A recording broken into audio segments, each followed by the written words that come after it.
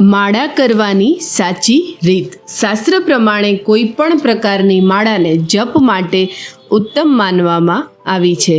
માળા કરતા સમયે આસન પર બેસવું, માળાને હંમેશા ગૌમુખીમાં રાખીને માળા કરવી, ગૌમુખી ન હોય તો કોઈ પણ જાતના કપડાથી ઢાંકીને માળા કરવી. ધ્યાનમાં રાખવા જેવી વાત એ છે કે કપડું ભીનું ન હોવું જોઈએ. જો કપડું ભીનું હોય અને બીજું કપડું ન હોય તો તે કપડાને 7 વાર ઝાટકીને પછી ઉપયોગમાં લેવાથી તેનો દોષ લાગતો નથી. જપ કરવા માટે માળાને અનામિકા આંગળી ઉપર રાખીને અંગૂઠાના સ્પર્શથી મધ્યમાં આંગળીથી ફેરવવી જોઈએ. માળા ફેરવતી વખતે સુમેરુનું ઉલ્લંઘન ન કરવું જોઈએ. સુમેરુ એટલે જે માળાની વચ્ચે દોરાનું ફૂમકું હોય તેને સુમેરુ કહેવાય છે.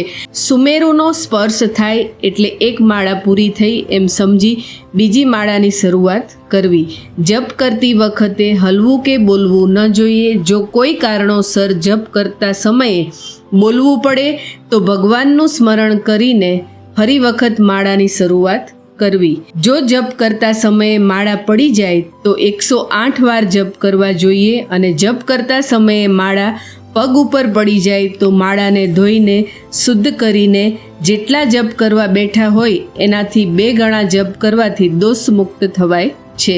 શાસ્ત્રમાં કહ્યું છે કે સુમેરુનું ઉલ્લંઘન કરીને કરવામાં આવેલા જપનું કોઈ પણ ફળ મળતું નથી. આવતા બીજા વિડીયોમાં આપણે જોશું કે સંધ્યા પૂજા કરવી એ શું કામ જરૂરી છે. જય માતાજી.